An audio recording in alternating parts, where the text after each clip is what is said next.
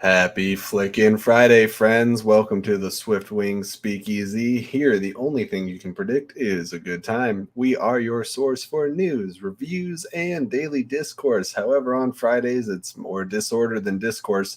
So please join in the conversation as we discuss life, liberty, and the pursuit of fandom. As always, if you want to support this channel as the world falls apart, please leave your questions and comments on our Streamlabs link that we have provided in the description of this video. Joining me today is not Sean Wingblade, but it is the one, the only, Chris Anthony Lopez. We'll get the show started right after this.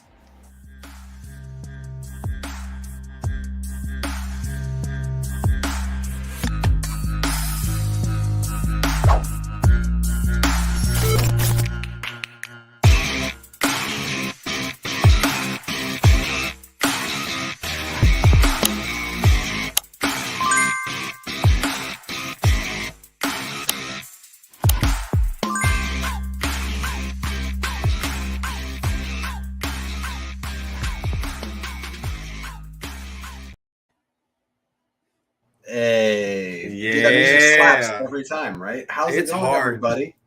And how's it going, everybody in the chat? How's it going, Chris, who's working on waking up for the show tonight? How you doing, buddy? I'm all right, man. It's been a long week. It's been a week since you looked at me. Yes. Are we checking to that? But sure. No, dude. I had the ick this past week. The COVID. Yeah, the COVID. It was very gross and dumb, and I hated it. But I'm better now. I'm significantly better. It's been, like what, 15? Not 15. That's a long time. It's been over 10 days, and I feel great. I feel so much better now. I'm glad to hear it, man. I got it a few months back, and my post-vac, like for everyone, oh man, it's such a funny, what's the word I'm looking for? Thought process on when people started getting their other round of COVID after getting vaccinated. Everyone's like, see, the vaccination doesn't work. I was like, let me tell you the difference about my post-vaccine COVID experience versus my pre-vaccine COVID experience. They were vastly different. Yo. Like the one I had a couple months ago was like a little bit of a crappy cold that took me out for like a day or two. The first one, I was ready to die. Damn. See, like I'm double vaxxed up, you know, and this is my first time really max. You might vax to the max, right? Like I'm not playing around, and this is my first time getting it, and it was hell on earth. I don't know. This is your first COVID? This is my first COVID. It's my first. As often as you go out and do like big, not conventions. What do you call those? What were you dressed up as Luigi a little bit ago? I was at Lollapalooza. I was at Bonnaroo. I'm a big music festival guy, so you would think I would have gotten it by now. And I don't want this to sound bad, but like when I was in California for Schmodown Spectacular, like masks were barely worn, and I've been out here, you know, I've been vaxxed up since 2020. So like I thought like, oh, okay, like if I get it, it won't be that bad. 2 years of a pandy, and it finally got me. And it said, Chris, lay your ass down. You're not going anywhere. And 3 days. It straight up Hulkbustered you. It was like, go to sleep, go to sleep, go to sleep. Yeah, and I slept for 3 days. Like it was incredible. Like sometimes I feel like COVID's an excuse, and our body just wants to take it. It's like, bro, you move too much. Take a nap. That's what a buddy of mine said. Like, oh, Chris, because I worked like a week straight going into Lollapalooza, and then I did the 4 days there. Then I went right back to work immediately afterwards. And the next day, the 2 days after Lollapalooza, I'm like, I don't feel so good, Mr. Stark. And yeah, and then here I am. I isolated. Thankfully, no one around me in my circle got the thing. It was just me. I took it for everybody. I got the ick for everyone in my little circle. The way to take one for the team. And oh man, it felt like I took a couple for the team. But I got to watch some cool stuff. I got to hang out and what we do in the shadows. Let's talk about it. This is a show of recommendations and talking about things. And you didn't watch it before you got the ick, right? Nope. Yeah, not 1 second. You had seen the movie, but you hadn't watched the show. I adore the movie. Yes. I did too. And I like you, I was a little quicker on the pickup, but I was also skeptical because I heard like they were doing a show, and I went and I watched the movie, and I was like, wait, it's not a continuation. It's in America. I don't know. I kind of love these New Zealand guys. Yeah. But hey, Matty Gunner in the chat. We don't see enough in the chat these days. How's it going, buddy? What up, dude? Man, you were in the States. I don't know if you're still in the States. You were in the States. You're hanging out with other people. I feel abandoned, alone, and forgotten.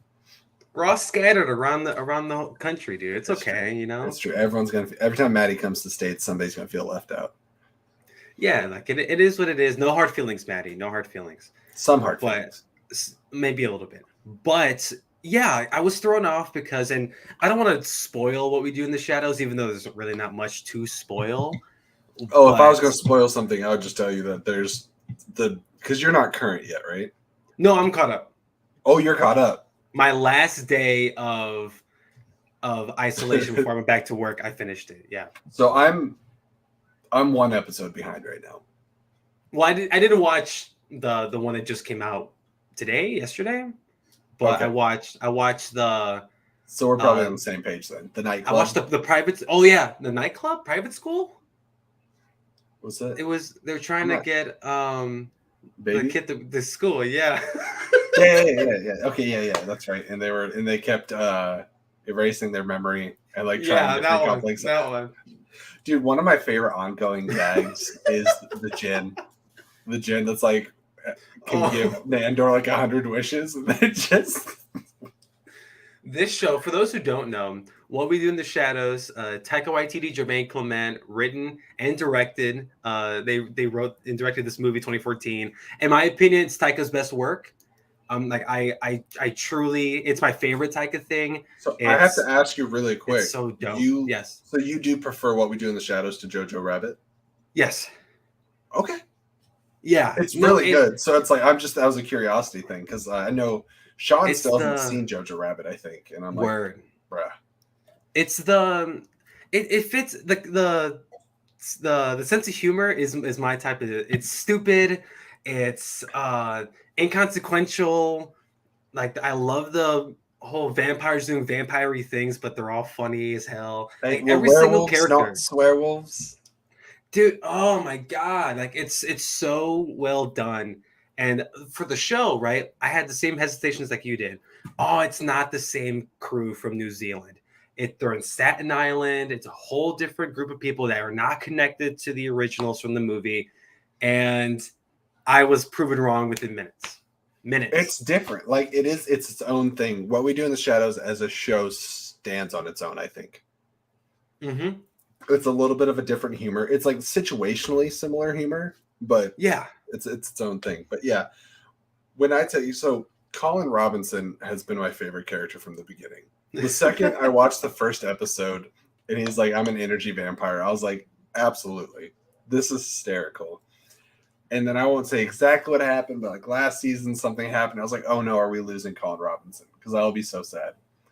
And I won't say how he returns in this season, but the character reinvents himself. Yeah, that's one way to put it. And it, much like Baby Groot, one could say. Yeah, and it's I'm more of a I mean, it's hard to pick a favorite because like Nandor's great, Naja's great. Oh my god. But what's great, Naja or Naja the doll? The doll. The ghosts episode was great. It was incredible. And I don't know why I'm blanking on Matt Berry's character right now. What's Laszlo. That's because you just want to say Jackie Daytona. I want to say Jackie Daytona. Jackie Daytona. We're talking about this on Twitter, so if anyone follows us on Twitter, Mark Hamill pops up in an episode, and it is quite possibly the funniest thing I've ever seen on TV. Like it's not stupid. It's well written and incredibly well executed, and it has nothing to do with the rest of the plot of the show, but it's so good. Everyone go on Hulu right now and watch What We Do in the Shadows. One of my favorite, again, recurring things. We'll move on to something else for those of you that don't watch What We Do in the Shadows. First of all, please do. It's on Hulu here, at least. Great. But it's just every time Laszlo turns into a bat, just bat! Human form!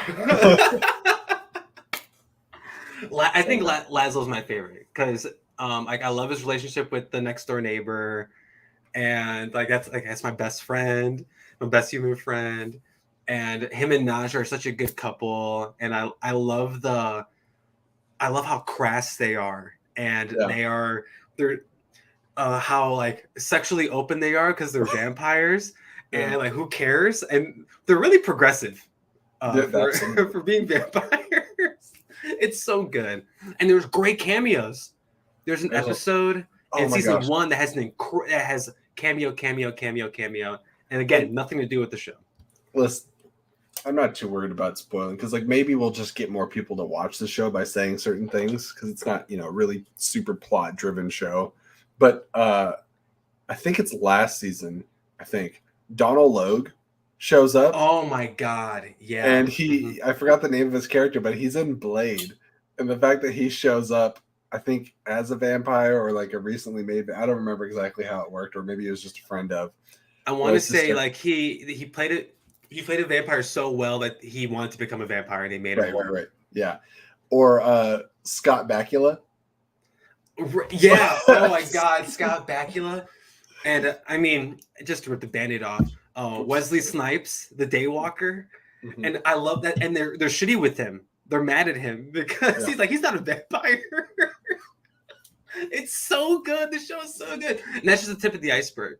There's so many And other fun things in the show. what's that SNL alum that's a main in there now? You know what I'm talking about? She has like the wraiths and stuff. The rate. Oh, you're talking about is it Kristen Shaw?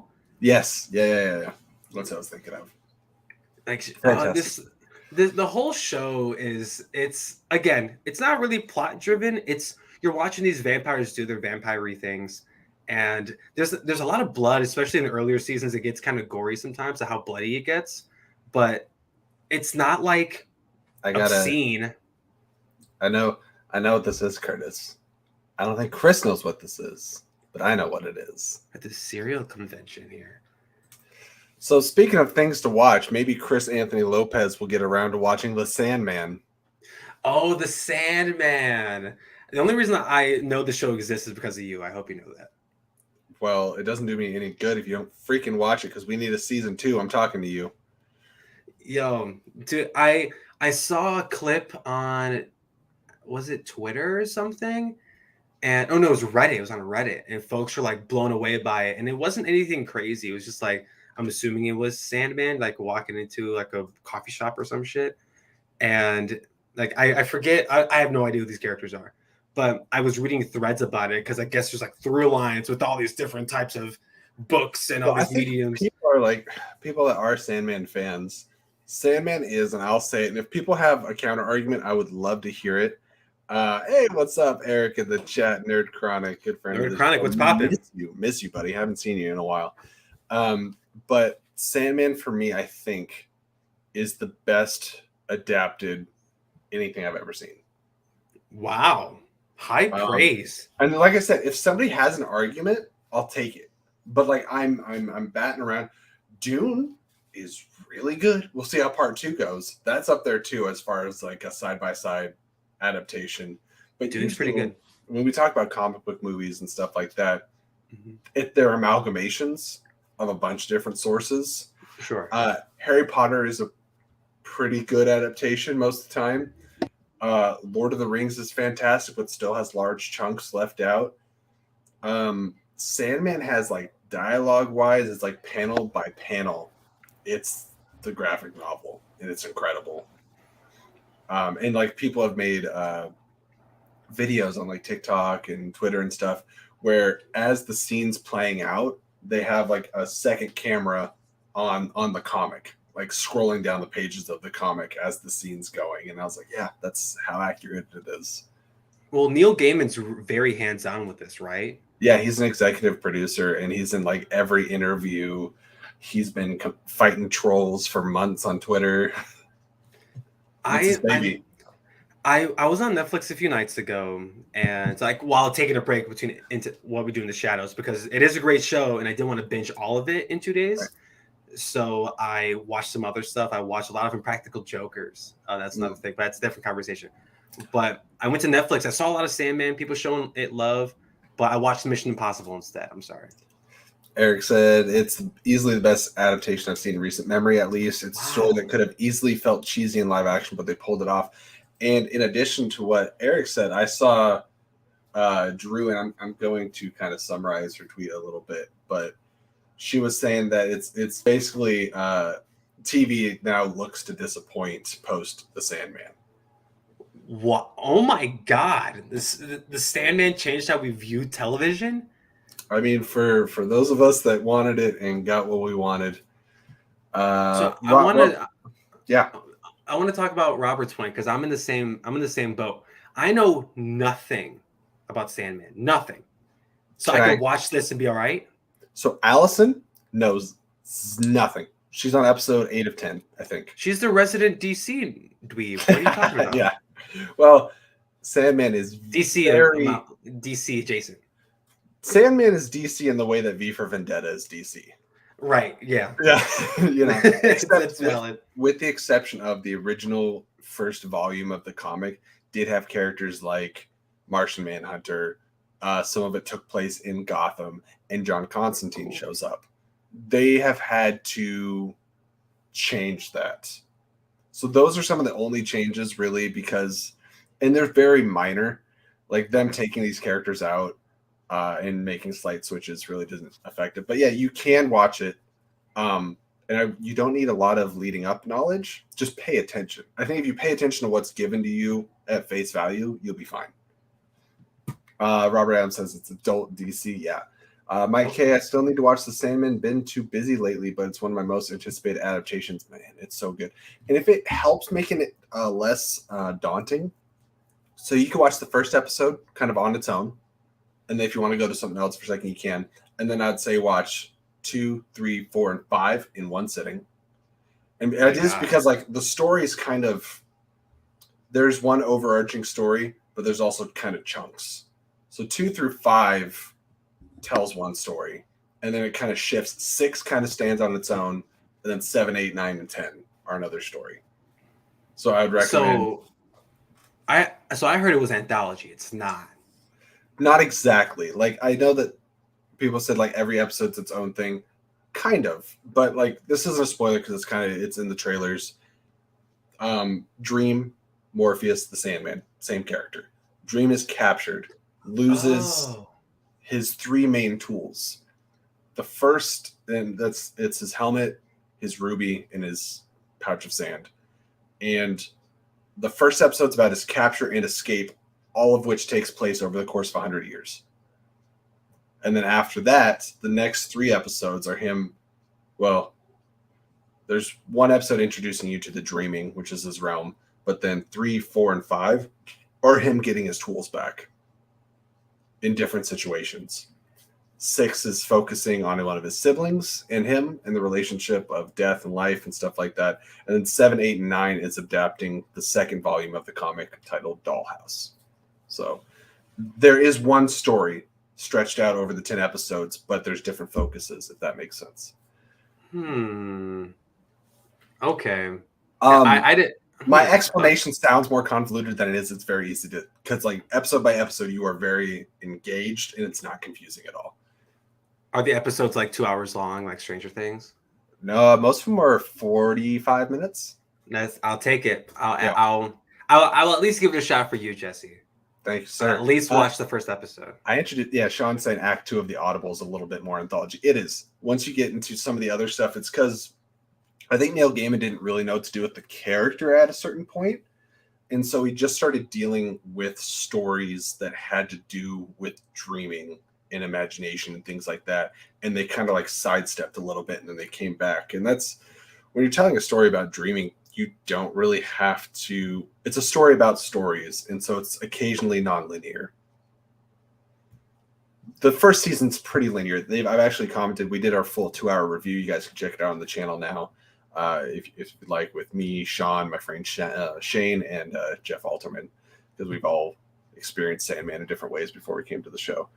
As Sean says, Robert, please do it. It's great and worth it. I didn't even mean to go on this diatribe about Sandman because I was going to continue talking about what we do in the shadows. We can. or I mean, like things adjacent to that. I know the title of the video is like, DC and Warner Brothers, but I feel like nobody really wants to talk about it. We just want to bring you in. It's a trap. And now that you're here, come and hang out with us. So clickbait confirmed is what Jesse's trying to say. Even though we can't talk about DC if the chat really wants it. We can. If you guys start talking about it, it's there and we can. Amaru saw the whole season before I got to see the first episode 2 days early. Amaru saw like the whole season like a week early. Did you get like a screener or something? Yeah. Oh, look at you. I'm on Moses. I said, yes, you did, Jesse. You always mean a diatribe about Sandman. Yeah. I mean, yeah. But what I was going to say is things that are adjacent to what we do in the shadows. Chris, do you have HBO Max, I assume? I do, yes. You have to. In this world, in this corner. Before it gets, a little crazy. For now, I have HBO Max, yes. Lauren is buying like all the Miyazaki films she can before they leave HBO. It's gonna be the day HBO Max implodes officially will be a very, very sad day. It's by far the best streaming service in my opinion. I agree. And it is going to implode, and it's going to be Batman and 90 Day Fiance. My face is going to melt. But you can't watch 90 Day Fiance because that's actually female leaning, whereas the Batman will be male leaning. Damn you, gender! I can't do anything. I can't watch TLC. I can't watch Cake Boss anymore. This is bullshit. Brought up HBO Max. Have you watched Wellington Paranormal? That is something. Oh, that's the first spinoff of What We Do in the Shadows, right? I haven't seen it.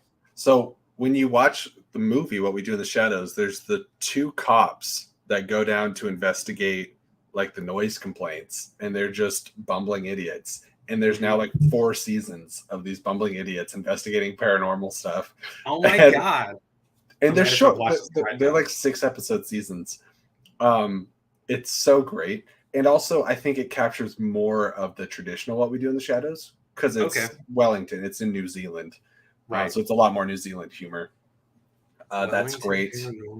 I think I'm an episode behind on Harley Quinn right now. See, Harley Quinn, I really wanted to like Harley Quinn. I really did. I had to force myself to watch like 5 or 6 episodes, and I couldn't. I just couldn't do it. Okay, if you gave it 5 or 6 episodes, Superman and Lois is not here. Sorry. Oh, on HBO. Yeah, I didn't. I love the first season. I gotta watch the second one. It was called Wellington Paranormal. I'm adding it to my watch list as we speak. Beautiful. There it is. And it's a great one to like. You don't have to dive in and be fully focused if you want to just have it playing. But you'll have a great time. Kind of all I don't know if you watch Letterkenny, but I kind of put it something like that. This is rad. What We Do in the Shadows is like, I don't want to sound hyperbolic, but I haven't loved this show that much in a very long time. Like I don't, maybe it's because I'm tying it in with my love for the movie, and I fell in love with the characters and the people who and shout out to Guillermo. Shout out to that's what I was gonna say. When you're talking about all your favorite characters, I was like, I wouldn't argue with anybody if they said any of them was their favorite characters. Like, oh, Guillermo's my favorite. I'm like, great, makes sense. Yeah, I totally get it. Sure, totally get it.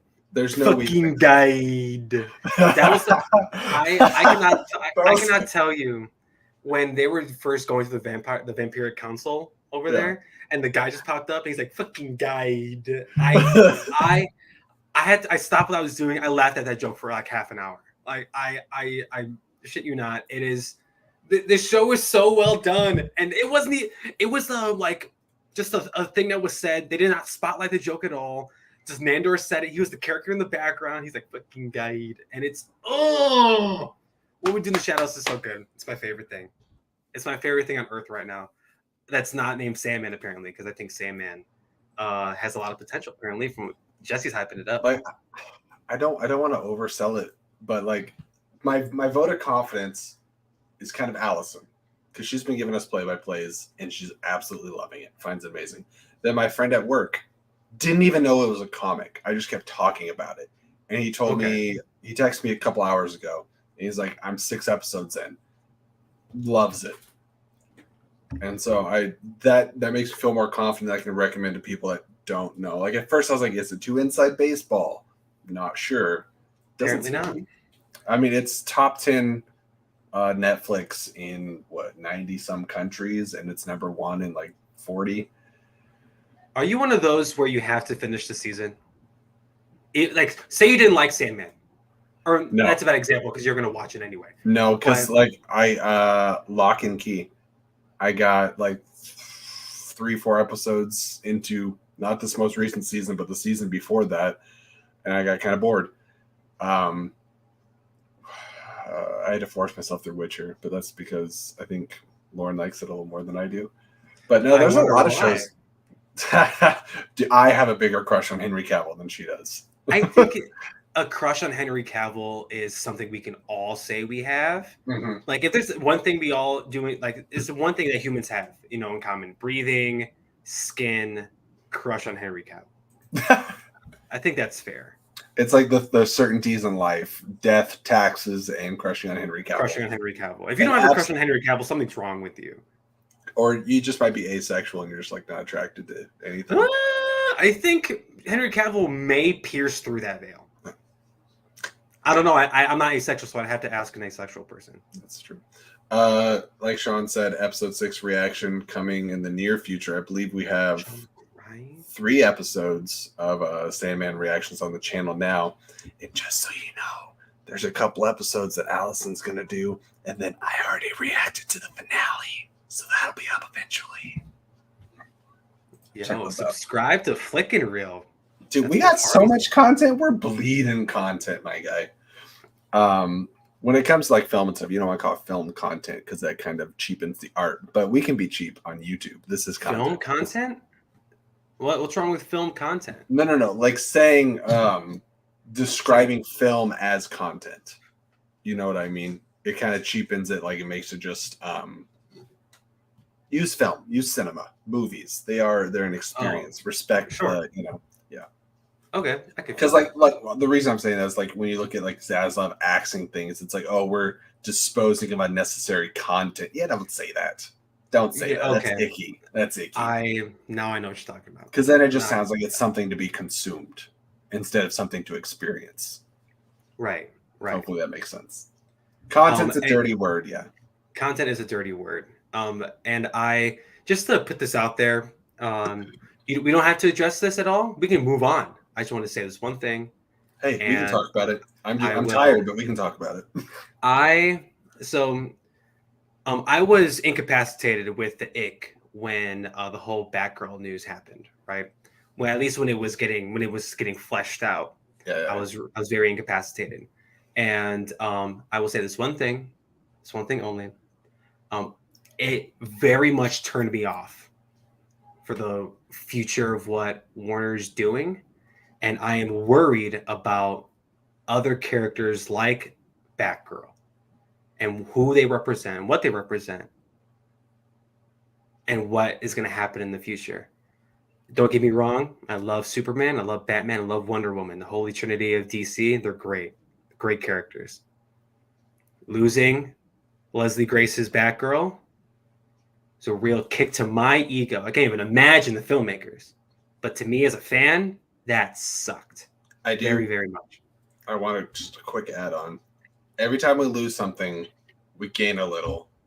And we're gaining Amaru Moses in the stream today. Oh! What up? What's up? We're going to try this. That works, yeah. How you doing, buddy?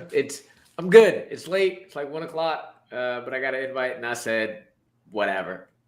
What's going on? We got Sean moderating stuff. He's like, hey, send Amaru a link. And I was like, of course. Well, sometimes I have to be told to do things. It's never that I don't want to. It's just like I get into the conversation and I forget about the outside world. Yeah, the whole comment, Jesse Fine looked at his phone, didn't get sent to me at all. Not one bit. It's true. I mean, do you have any thoughts on streaming shows, things that are on, or you want to stay on topic, talk about Batgirl and that whole mess? Or I didn't mean to be Debbie Downer. I just wanted to put that out there. I mean, it's added to the discourse. It's the only thing I have to say is like if you see these are all Marvel based because DC can just do whatever the hell they want to do, and I don't care because it's Marvel all day. Though I do like DC. However, I talked about it on Apocalypse a little bit this week. Just the fact that like the screenings got the same scores as Black Adam. Yeah. Supposedly, or Shazam supposedly, and Black Adam's still coming out, and Prey just came out with the lead, and how big that became. Like they could have released it somewhere. And like, here's the thing that I don't believe. It's like they're saying, and I guess it's fine to say on paper, but they're saying that they're going to save $20 million by not releasing it. I'm like, not if you dropped it in theaters. With the name Bat in it, you're making $300 to $400 million minimum. Right? Like, am I wrong? Yeah, it was, even if what, it's $90 million budget. Look at Suicide Squad, the first Suicide Squad movie, which I think for me is mostly garbage, but it made like $700+ million when the only known person in there is like Harley Quinn and 10 minutes of Joker. $700 million. Batgirl with Michael Keaton's Batman. You can't drop that in theaters, even if it's a pile of crap. No, it doesn't make any sense to me. Yeah, I don't know. The only thing my big thing on this, well, two things. One, I want to see what they do in the next 2 to 3 years, because the route they're going is just I don't know the route they're going to take. Because if they're focusing on their top or on their three, Batman, Superman, Wonder Woman, are they not knowing who Superman's going to be played by? But not knowing if we're really going to get a Wonder Woman 3. And talking about how you have a 10-year plan. So you're sounding like Marvel, but you're not doing all the things Marvel did that like they were forced to do, but it was a good idea by building up their lesser known characters first. When they released Iron Man, they didn't say, here's Iron Man and our 10-year plan. Yeah, they I don't know. So that's one. But the other side of it is, I hope they're successful, but I will feel a little salty if like Zaslav or whatever his name is. I want to call him Zlatan because he sounds like a football player, Ibrahimovic or whatever. If he ends up being right, because apparently he took Discovery from nothing to something, and in 5 years they're actually doing something well. And we're like, well, Batgirl had to be the sacrificial pawn for this, and it's kind of like they shouldn't have. They should have released it and still did whatever their plan they're doing. Well, like the problem is like we're looking down the pipe and we see Flash, which is the elephant in the room, and then I've heard that Amber Heard's role is reduced in Aquaman, but like we got two openly problematic films or parts of films. And then Black Adam, which I think most people don't really care about. Like, I'll see it because I have a comic book obligation and because I'm a Dr. Fate simp. But, like, past that, I couldn't care less about what else is going on in that movie. Shazam 2, I'm excited for. But, like, I could easily live with them scrapping everything but Shazam. And if they had to scrap Shazam to get a clean slate, I would take it. Because at this point, I'm just so sick of all the drama and everything falling apart. I hate that they're picking and choosing, and having Batgirl just be like, the one sucks. I would feel better if it was like, hey, we're killing it all. You know why Batgirl got the axe? You want to know the real reason why? It's because The Rock's not playing Barbara Gordon. That's why. Like, you have The Rock, and you're going to tell Dwayne Johnson to his face that his movie's going to get the cut? After it was announced 10 years ago? Yeah. Right. Yeah. No. So that movie's going to come out and it's going to be mid at best. And we're going to talk about it still because of course we are. That's what we do. But I mean, you're talking about a guy with 90% DC comics. Like, that's my collection. I want to be a DC fanboy. It's just the films aren't letting me be. If you were to go back 20 years ago, right? Let's just go back 20 years, right? And look at the state of comic book media.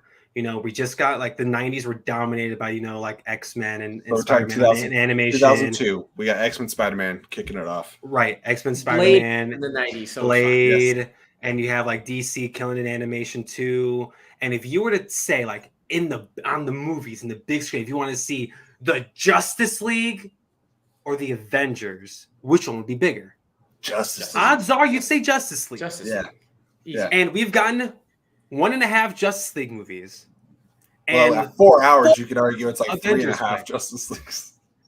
like what I don't know where they messed up, and where in the last 20 years they messed up, but it's a mind-boggling to see that now in the year of our Lord 2022, Kevin Feige was just like, oh yeah, we're doing 2 Avengers movies in 1 year.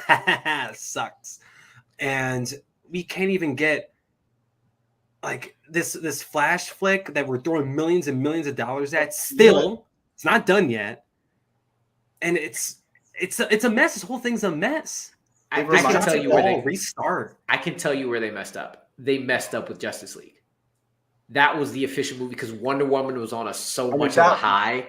That was the final nail. I think there was mistakes being made in BVS, and then Suicide Squad wasn't great, and I feel like Justice League was like the final, like nobody cares anymore. Yeah, but like look at Marvel. Incredible Hulk was just okay. Iron Man 2, a lot of people don't like. And fair. Thor, at the time, Thor was great. Retroactively, it's still great, but people are like, comparably, it's fine. But they still on the down low though. The first Avenger is the best Phase 1 movie. That's just my opinion. No. I want to say yes so bad. It is underrated. I think it's still much better than a lot of people give. If I don't count the Avengers, can I still say that? No. Okay. No, I'm saying it ages very well. No, but it has some of the best parts in it. I'll tell you that. But still, their trajectory was just Man of Steel was good. I'm sorry, a lot of people that BVS was a step down. You're talking about like one of the most avid Man of Steel supporters online ever.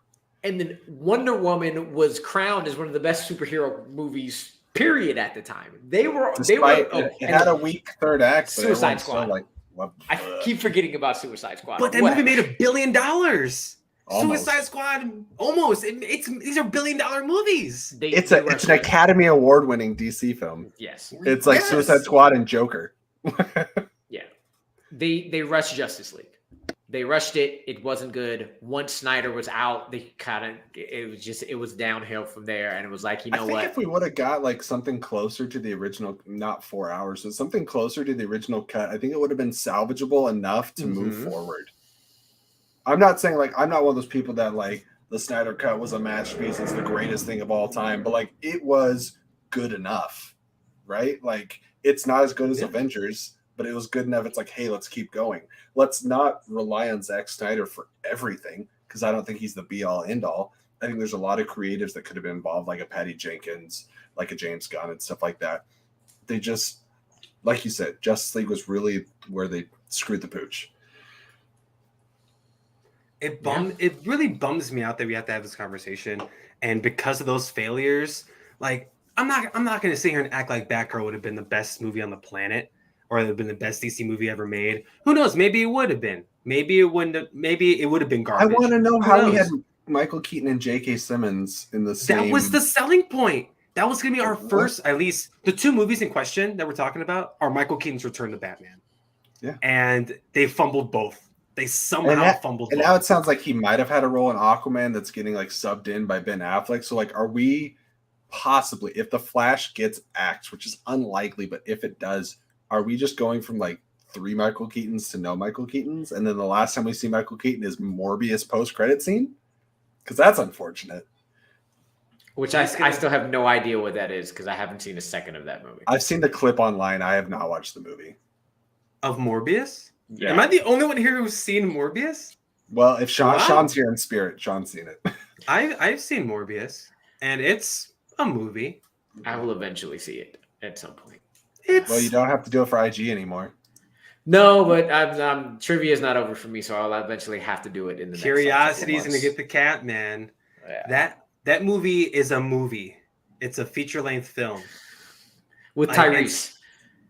Yo, I don't even want to talk about Tyrese in that movie. But again, and yeah, Sony, to compare it to Sony for a second, they've had like 2 Venom flicks and a Morbius. We can't even get a second Superman movie in the last decade. Okay, we've had double Venom. 2 Venoms since Man of Steel. Wild. Yeah, like they're able to put out crap after crap, salvage it with one amazing film from one character. But I'm pretty sure DC has that. Tom Hardy appeared in No Way Home, so technically Tom Hardy as Venom has appeared 3 times, which means I believe he's tied for how many times Henry Cavill has played Superman. Am I wrong? Because all we get is chest down shots in Shazam, and that's not him in Shazam. Depends on if you count Snyder Cut as an extra one. No. I don't count that as an extra because he filmed most of that at the same time as the Whedon's Justice League are the scraps of Snyder's Justice League. It's the same movie, just cut differently. Brendan Marr in the Twitch chat. Double the length. And if you guys have a Twitch, make sure to follow us over on there. The link to that, I think, is in the description. If I'm DC, after Fury of the Gods comes out, regardless of reception, let's do it again. Let's just I mean, wipe our hands clean and do it again. I love Shazam. The second one looks fun. Zachary Levi will shortly be aging out of the role, probably. All the kids already aged out. Like, I don't see this working with a third movie. And I'd be the older sister she plays her. Yeah, is it Mary? She plays herself. Yeah, she plays herself in Shazam. That's Dog, what the hell are we doing? And I think that movie looks fun. And you know, if you told me 10 years ago you're gonna get 2 Shazam movies, I'd like sick. You know, like it doesn't necessarily need to have a third one if it means that we can get stuff, you know, moved on. Jerry Miller said raid. Awesome. I don't know how Twitch works, but there's a lot of cool stuff. I'll be right back, Cal. I've been seeing you before and after get on drink. I need some water or something. Because I'm thirsty. Dude, good. I mean, I'm not drinking. I'm not drinking water. I'm drinking a not sponsored Budweiser. But the Are you feeling wiser, bud? No, I'm not. This is I just opened my third one the last like half hour, so we'll see how we go. But the whole DC stuff, like, and I don't want to get into the whole how our man Zaslav, did I say his name right? Now how he presumes the future of HBO Max, because this shit's gonna implode. It's gonna suck, and I hate it, and it bums me out. And the whole male female thing. Oh yeah, because Batman's only for the guys. That's dumb as hell. It's Batman, not Batwoman. Yeah, I mean they just canceled the closest thing we got to a Batwoman. So well, I mean there was a Batwoman like 2 or 3 seasons that nobody really. And they also canceled that, but I think that was before all the other crazy stuff. And I didn't watch that, so I can't comment on quality. But this is going to be a dark time for the future. The whole HBO, Warner Brothers, AOL, AT&T, whoever the parent company is, and it's going to suck. This is going to be a very weird time. Thankfully, Marvel is going to overfeed us over the next few years, so we'll be okay. Well, I have a question for you. Do you think? So, I mean, it sounds like Zaslav said, like, DC's top priority, and I know it doesn't feel like that because he's axing everything. But let's say 3-4 years from now, we're starting to clean up slate. Obviously, because of the success of the Batman, that has to continue on. But I do not think that there's any smooth way to connect the Batman to a greater DC universe. I really don't think it works. Without making it the launching point? Yeah, but it's just... You'd have to make it the launching point. And it'd be a weird way to do it. It would. And I feel so much of it I don't think would work. Are you telling yourself that? Or is it more so you just don't want to see it? Kind of both, I guess. A little bit of both. I love the Batman. I thought it was pretty great. But yeah, so do we get a DCEU Batman, basically a shared universe Batman? Because I don't mind that idea of having like gritty Pattinson, Batman centric, maybe do a Bat family, do Bat centric stories, and then do what they kind of tried to do with Affleck. But starting your shared Batman at a 45-year-old Batman is strange to me. I really liked him, but it's a weird choice.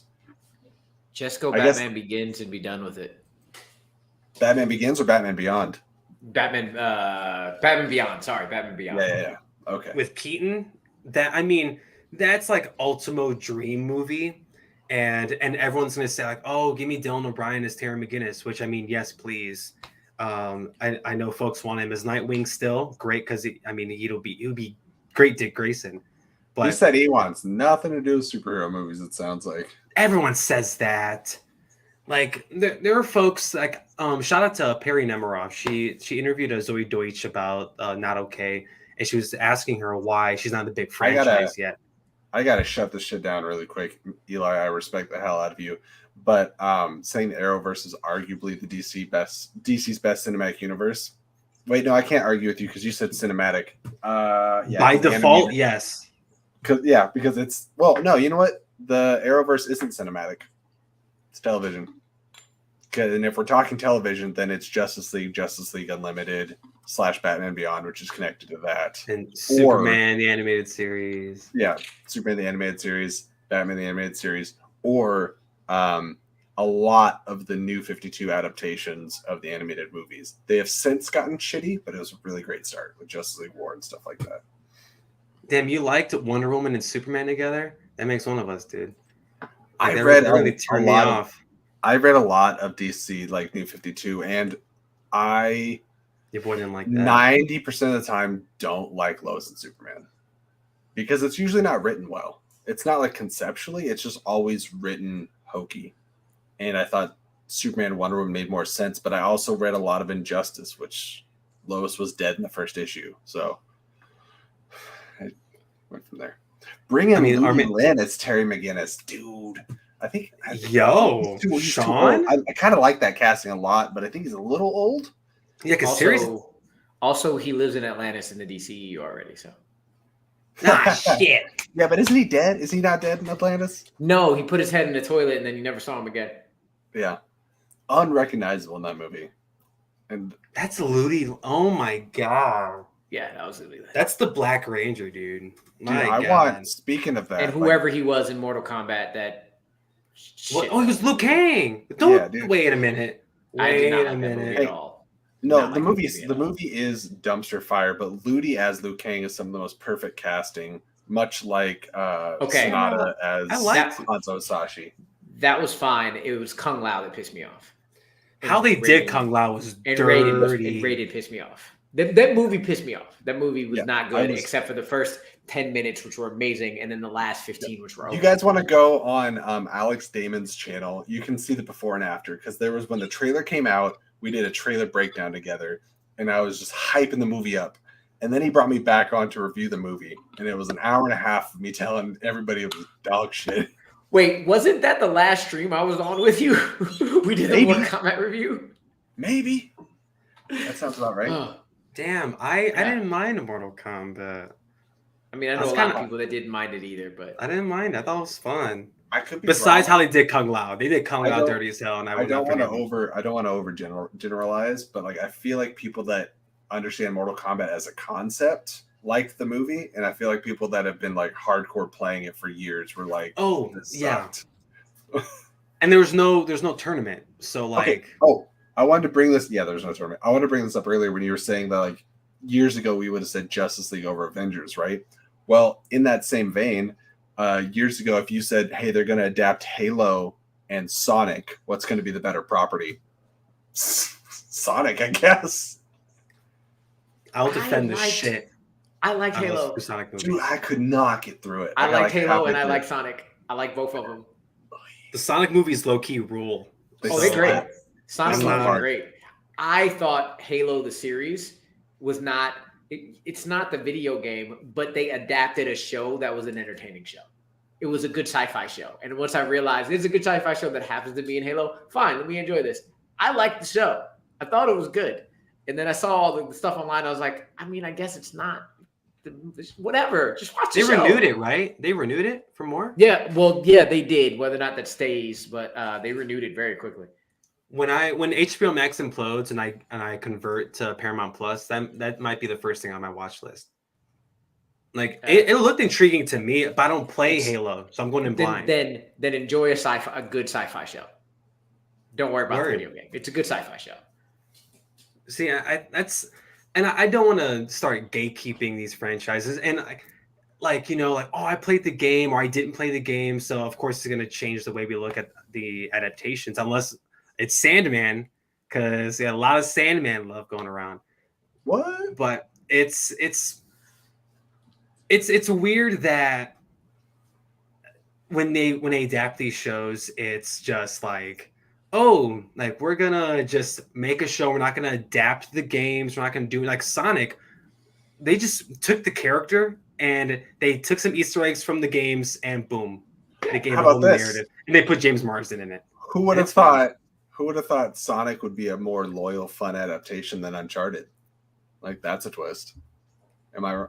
No, I didn't hate Uncharted. I didn't. I'm either. not saying I hate it. It I'm was just saying, there. like as an adaptation, It was cool. it was Sonic was fine. definitely better than Uncharted. Can I ask? Did Yes. you guys both see the newer Tomb Raider movie? Yes. Yes. Did you like it more than Uncharted? Because I feel like I did. I love Indiana Jones and Last Crusade. It's great.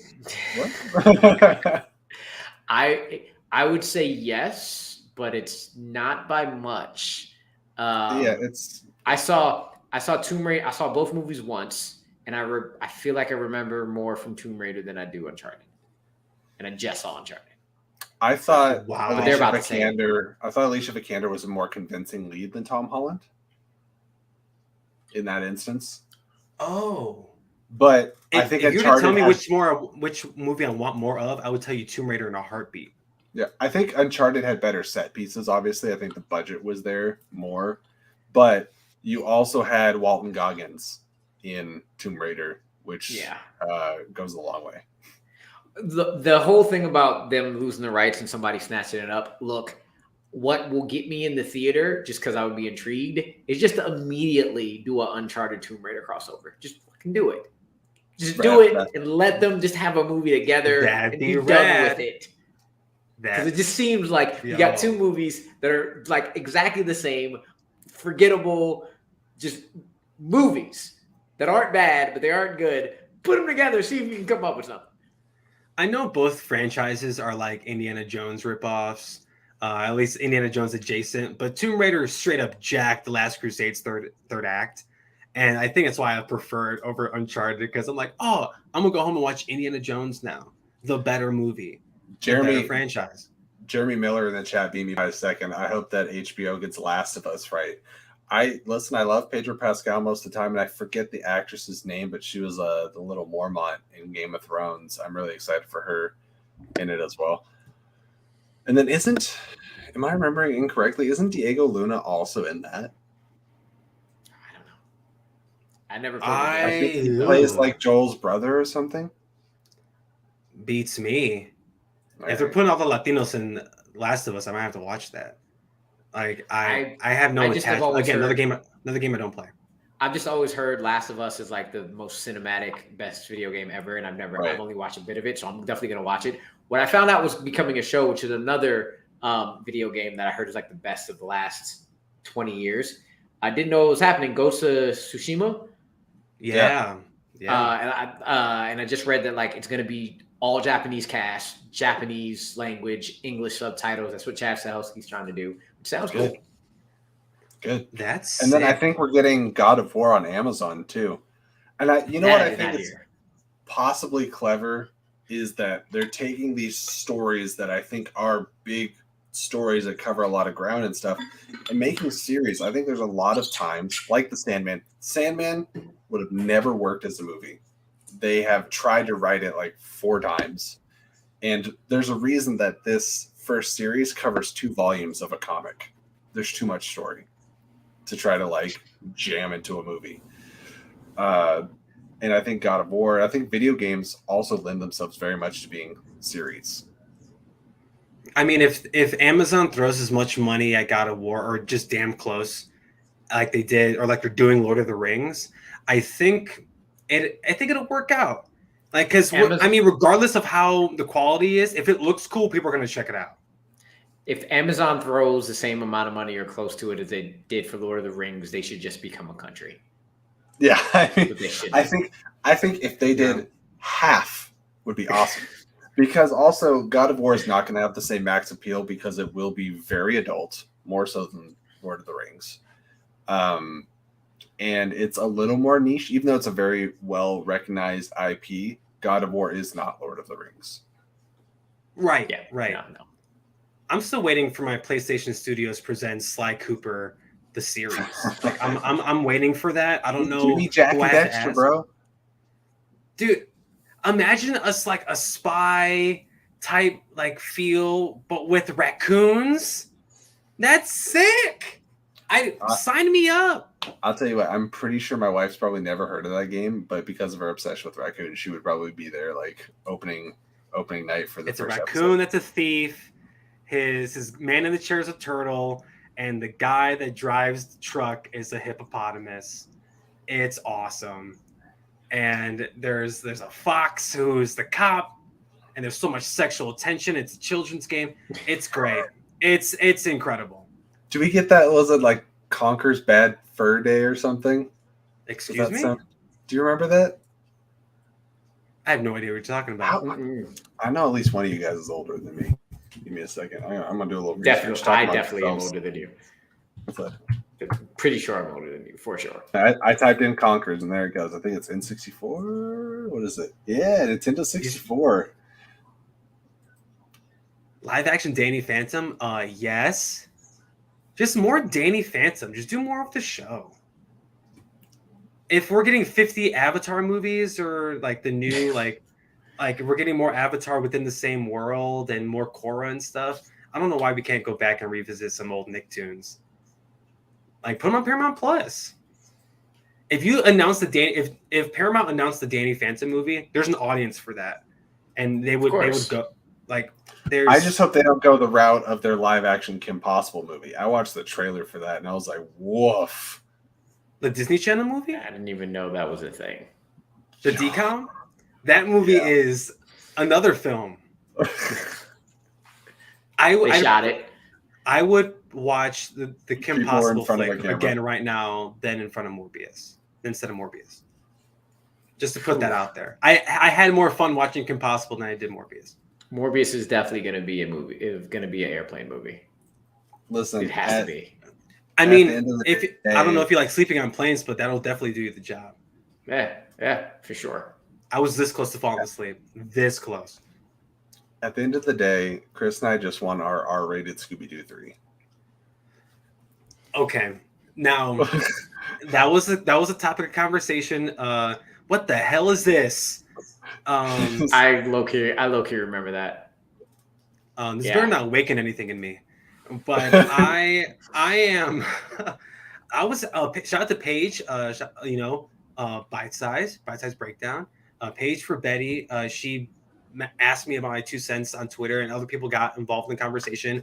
A Scooby-Doo 3 does not need to be R-rated. No. It'd be fun if it was, but it doesn't need to be. You know what I think would be fun is you make all Invincible do an R-rated animated thing and get everyone back to voice it and just do it in the spirit of the movie.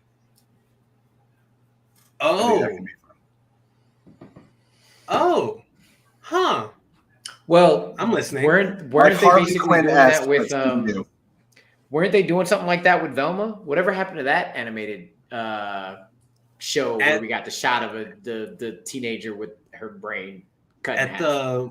At the HBO upfronts, they showed that footage, and we haven't heard anything since. Not yet. It might get the axe too. Because I mean, wasn't it reported that like Doom Patrol and Titans are done too?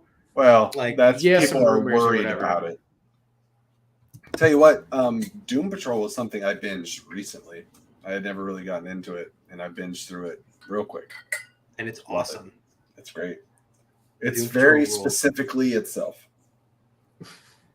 Anything with Brendan Fraser should be great. And he's so good in that show. Even though a lot of it's just his voice, he's so good. Speaking of Indiana Jones spinoffs, I was going to bring it up a long time ago, but we cannot not at least just mention the best Indiana Jones spinoff in The Mummy, 1999. Yeah. I just want to mention it. That's it. I have nothing to say about it. Just I might watch that when we get done here. Damn it. Oh, and thanks, Eli, for reminding me. They canceled another Scooby-Doo movie.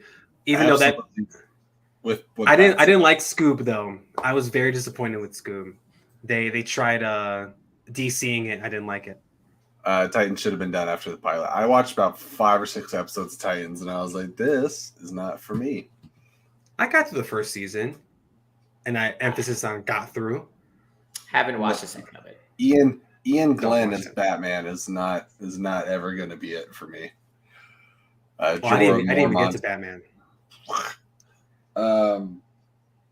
are you guys just talking about? Oh, Scooby-Doo. Yeah. Who in their right mind puts Will Forte as Shaggy and not Matthew Lillard? Even DC's multiverse knew to bring Matthew Lillard back for Shaggy. He's right there. Use him. Like I get one. He's like, they didn't even reach out to me. And I was like, that's wrong.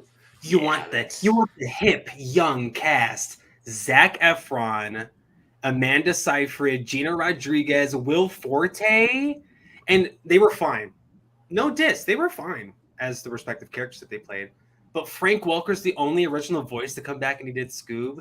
Like, and then you bring in Blue Falcon and Captain Caveman. What the hell are we doing? These are kids that are solving supernatural crimes, and you bring in superheroes and Tracy Morgan voicing a caveman. It's dumb. Look, the last Scooby-Doo adaptation that I loved was the Supernatural animated episode where they became Scooby-Doo characters, and that was just brilliant. I don't watch Supernatural, but I went out of my way to watch that, and it is very well done. I was super happy with it. Supernatural is the best CW show maybe ever. It's 15 seasons of the same thing over and over and over and over. And that's why I won't watch it. It's so great though. Actually, I take that back. It is not the same thing over and over again. The early seasons are a lot different than the later seasons. It probably ran on too long, but they kept doing new things that you just love the character so much. You're like, nah, I'm in this, fam. Let's go. Let's finish this off. I love that show. It's dead. I tried watching Supernatural, and I got maybe through 7 episodes, and then I got discouraged that there was so many seasons, and I stopped. That's always the issue. It's the hard thing. So much. There was already 13, 14 seasons by the time I started watching it, and I think I've gone through about a season. More than half of them are 22 episodes, an hour long. And then some of the seasons go down to 13, but it's a lot. It's a lot to get through, but it's so good. And then they're doing more. They're doing the Winchesters. They had to do a spinoff. They've had like 5 different spinoffs that got canned. Like they had a lot of spinoffs. Well, the Winchesters, I think it's called the Winchesters, actually has a trailer. And it's, it's not great. I haven't seen it. I think it's being narrated by Jared, if I remember right. I thought it was Jansen, because Jared wasn't a part of the making of it, and he was shitty about it. I thought it was the other way around. Okay. Yeah, Soldier Boy. Flash is fast. He's the reason why I actually started watching The Boys. Like, did you get all caught up? Yeah, all caught up. The first 2 seasons of The Boys, I kind of was like, I'll watch it one day, and then they saw Jensen got on. I was like, okay, I gotta watch this now. I'm curious what everyone thinks, and in the chat as well. I think The Boys gets better with every season, because the first season was one of those ones where I was like, yeah, that was interesting, kind of refreshing, but it didn't do a lot for me. 2, I was like, okay, this is more fun. I'm starting to get more into these characters and the relationships and stuff. And then 3, I kind of loved, but that's just. I basically binged it in like 2-3 months. We made sure to watch the first 2 episodes and get caught up before first 2 seasons and get caught up before season 3 started. So I kind of watched it as one long series. But we loved it from front to back. Yeah. I wasn't the biggest fan of season 3. I didn't like a lot of the writing for certain characters and certain situations. Don't want to spoil it for the folks who haven't seen it, but it's still a at least good show, and I love a lot of the performances in it, and I think that's what got me through season 3. Like the actors who Homelander is a horrible character, horrible, absolutely horrible. I mean, but Anthony Starr is so good as the character. Everyone's fan casting Anthony Starr as every villainous character ever. Like after season 3, it's like make him Dracula, make him Doctor Doom, make him everyone just wants all the make him the actual superhero or whatever you want to put him in. Make him the good guy. That's what you do now. Homelander is the top of the top. You don't put him. He's going to be like Giancarlo Esposito. He only does scummy characters. And that's why I'm like, you know what? He could do anything in the MCU. I don't care. Him as Professor X. I can do that. I can see that for sure. But I also can easily see him as Magneto or Doctor Doom. Well, that's the funny thing is, like, years ago, I wanted him for Magneto, and now there's all this talk about him being Xavier. I was like, that'd be a little... Well, because he said it. He's the one that's like, oh, I want to be Professor X. And now that confirms he will not play Professor X unless Marvel wants to swerve us and they actually put him as the damn character. They have to, if they want to stay true to, like, the core element of the character, they have to figure out something to do with Magneto, because him being part of the concentration camps and the Holocaust is essential to him. Yeah. So you have to tie him to some kind of human atrocity. And that does lend opportunity to change the ethnicity of the character. I just know the you're opening a can of worms here, dude. You know what? Somebody noted. I read somebody that, like, you can. They're all, like, all these characters are fake, so you can switch ethnicities. But there are certain characters that their ethnicity is explicitly tied to who they are. Sure. Batman for his privilege. I would actually go with Magneto. Kind of, he needs to be connected to being German, being a Holocaust survivor. He might be one of the ones where, like, you have to make it make sense.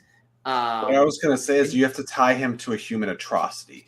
Now, like, originally that was the Holocaust, but we're kind of aging Magneto out of the Holocaust, unless he's like, my grandparents were there, but then he's not as closely tied. Like, that in the MCU, they're almost 100 years away from the Holocaust. In my mind, I still have the Bryan Singer, both X-Men 1 and then Matthew Vaughn's First Class, the image of little Eric Lyncher getting dragged away from his parents as they're killed, and his, like, mutation awakening and him, like, reaching for the gates. That's burned in my brain as Magneto's origins. And it's so closely tied to that character now. So I don't know what they would have to do to make... You can't just be like, yeah, he's the bad mutant. It has to be more than that, because Eric's always been a complicated character. You're between a rock and a hard place. Like, Eli in the chat, him and I were talking about it a few days ago, where, like, at least to me, like, I think the popular fan theory is that you make both Charles and Eric Black, and you tie them to, like, the civil rights movement of the 60s, and you go from there. I don't know exactly how. I don't write the things. It's almost on the nose, but it also it's not as it depends on who you ask, and that's a conversation for a different day. Well, just you got Malcolm X and Martin Luther King. I'm about to say that connection has always been there. The two of them have always been there. So, like, you can do that, but also what you mentioned, Jesse, like, that's Magneto, like the Holocaust image, and that's what awakened the X gene and his mutation. That is ingrained in a lot of people's brains. Magneto is an incredibly popular and beloved character, and if you were to change that core aspect about the character to something else, regardless of what it is, folks are going to feel a certain way about it. And I'm not going to sit here and tell them that they can't feel that way, but damn, it's going to be a very hard conversation if they change the character up when they introduce him. The point you made about it being 100 years removed, they're going to have to switch something. They can't make everybody get stuck in the quantum realm. They can't. Yeah. So the Fantastic Four are already there. Yeah, exactly. Yeah, we got to be in agreement. That's what's happening, right? Yeah, it has to be. They don't have an origin story. They're also just there. Can I diatribe for a quick second? Yeah. I was talking about, because everyone says the Fantastic Four, Quantum Realm. One of the reasons that makes so much sense is we were shown in Ant-Man and the Wasp that Janet was given powers from the Quantum Realm. She came back with the ability to heal Ghost. She was given quantum powers. So I think it can affect everyone differently, and the Fantastic Four's abilities are quantum power based, and that, like, makes that much more sense. Plus the line in Multiverse of Madness of charting in the 60s, everyone thought that was a joke about music, but also you chart out on an exploration. Yeah. So that was my one takeaway from Doctor Strange. That actually connects to what you were saying, because no matter what, they have to change the narrative. I've had to say it a bunch over the last year. expectations kill experience. All these people tripping about like, I expect this to get the Halo. I expected the video game, and you didn't watch the show they gave you, so you automatically was like, "This isn't." You didn't watch what they gave you, and I'm actually more. The more you're talking about it and realizing they have to switch up how Xavier and Eric, what their lives were. I'm actually really excited at what they're going to do and how they're going to change up their narratives because they have to. And I get more excited about like how are you going to flip it or how are you going to adapt it to the times to make it make sense. So it's not the same story that we've gotten from 9 or so X-Men and Logan films. Right. And Kevin Feige is the king of, oh, you like that thing from the comic? I'm going to just take that and do it to how it fits my universe. And Mike in the chat mentions the negative zone. I'm a big fan of the negative zone showing up in the MCU for the Fantastic Four. Give me a nihilist. If it's a pocket of the quantum realm, I'll take it. I just want the negative zone name drop. But you're going to have to change things for the sake of changing things. Like Secret Wars, that will not pan out the way we all want it to pan out. Because it would suck. If it was just a comic adaptation for Secret Wars, I think it would be terrible. I have no idea what the storyline for Secret Wars is. So it's basically putting all your toys. You grab all your toys, you throw them in a sandbox and smash them together. I'm like, that's not a movie. And only one of each comes out. Yeah, like that's all we got. I think that might be an end result of Secret War. I think we might get something where and everyone's waiting for the X-Men to drop every movie. My semi-bold prediction maybe is we're not getting X-Men until after Secret War. I know everyone's waiting for it to drop any point. I hope so. But I think Secret War is going to be our MCU reset. Not a reboot, but a cinematic world reset. And I think that's going to give them the freedoms to introduce the mutant gene, to go all the way back to having Apocalypse and create the foundation for the MCU moving forward. Because it's going to be such a cataclysmic shift in what's going on in that world. And timelines and stuff. Phases 7, 8, 9 have to be the Mutant Saga, right? Yeah, it has to be the Mutant Saga. And that's why the first time you drop the M word, Avengers versus X-Men to close out Phase 7. That'd be nuts. That's why you first drop the M word with the 15-year-old girl. So by the time you do X-Men, she's in her 20s and she can still be in the franchise for 10 years. So, Wanda comes back in the X-Men movies. Oh, damn. So we wait a while for Wanda. I'm not mad at that. Also give her a little break. Yeah. Yeah, let Elizabeth Olsen go win her Oscar, and then she can come back. Yeah, let her go do some new movies. Let her go do another Wind River. Yeah, go do another one of those. Her and Taylor Sheridan, they crushed it. Do it again. It's Young Avengers are part of Phase 6, I swear. If not, Kang Dynasty. We all think there's more than one Avengers team, right? There has to be. There has to be. I think that's one of the reasons we get 2 Avengers films 6 months apart. My favorite. Oh, it's different squads. I like that. Yeah. Q from Bite Size, he has my favorite theory where the reason there's 2 Avengers is because it's gonna end up being two Avengers teams, 2 different timelines running concurrently, and those movies won't connect. It'll just be 2 different timelines with 2 event movies happening at the same time. With, I think it was Kang is going to deal with the multiversal stuff with the Ant-Mans and the Doctor Stranges, while Secret Invasion and the Thunderbolts and all the ground level stuff is going to lead to Secret Wars, and it'll just be 2 separate things that won't connect and just will be 2 different event movies on 2 different multiverses. Which is why you get 2 different directors. And 2 different directors, so that's why it's all right, now we can reset, and that will go into that resets those 2 because those 2 are different. The multiverses are done. We're back to where we're at. Mutant Saga, let's go. That's why I think you have a multiversal saga so that they can reset. I think that's part of the reason for it. Ooh, I love my theory, Brent. Holy shit! I do. I actually. So hell of a theory. That's awesome. I thought of this, and 1 would be cool, but 2 would be I would love Jonathan Majors as Doom, but I want somebody else to play. I want him to be Kang, and I want somebody else to be Doom. Same. I agree. Well, okay, maybe I'm going to switch it up a little bit. Instead of a Kang variant, a descendant of Kang, because originally Kang is Nathaniel Richards, right? Mhm. Nathaniel Von Doom. Oh, We you don't changed the We name. don't know changed that it. Kang is Nathaniel Richards. There's nothing in the MCU that is confirmed that he is Nathaniel Richards. Kevin could have changed the character up. He doesn't have to be a descendant of Reed.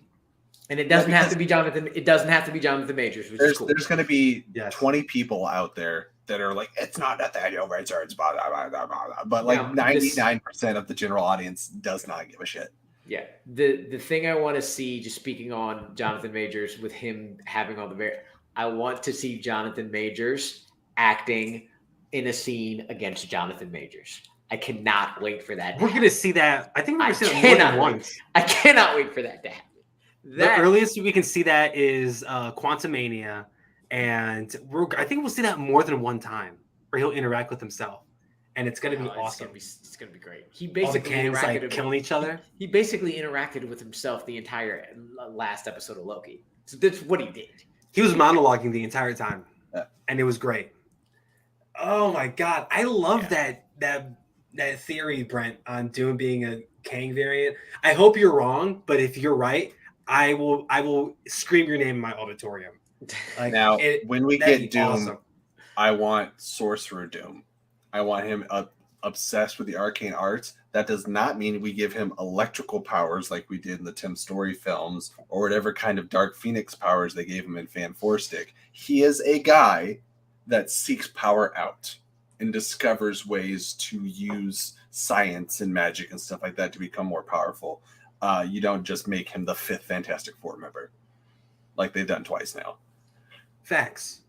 Yeah. Like in the newer Secret Wars, like the Secret Wars that everyone's been fantasizing about with Doctor Doom, where our man is just God Doom, and he is this incredibly menacing being, as he should be. Doom is the villain of Secret War, and Kang is obviously the villain of Kang Dynasty. I hate that Marvel has me by the throat, and everything Amadou just said about, like all the ground level people, so the Spider-Mans and the Daredevils, the She-Hulks, they'll do Secret Wars, and then imagine saying this 7 years ago, Doctor Strange, maybe Captain Marvel, and Ant-Man are going to be the ones doing the cosmic and the quantum realm shit. Isn't that nuts? Ant-Man, it's pivotal to this MCU. Pivotal. We weren't saying that 7 years ago. Pivotal multiple times. Endgame happens because of Ant-Man. Yes. Say what you want about the rat. Ant-Man happens because of a rat and Ant-Man. Say what you want about the rat, but Scott is crucial. He's pivotal to all this shit. What I love about this and getting all hyped up about it and stuff is there's such a stigma is not the right word, but just conversation online right now where like negativity about Marvel is like the thing to do. And I think we need to be a little less black and white, because not every movie is the best thing ever. Not every movie works for every person, but like I feel like there's a social inability for people to move on from something and to just like throw mud at the whole brand. Like Black Widow's not my favorite thing or whatever, but I keep looking forward to the next project because it's always a different team.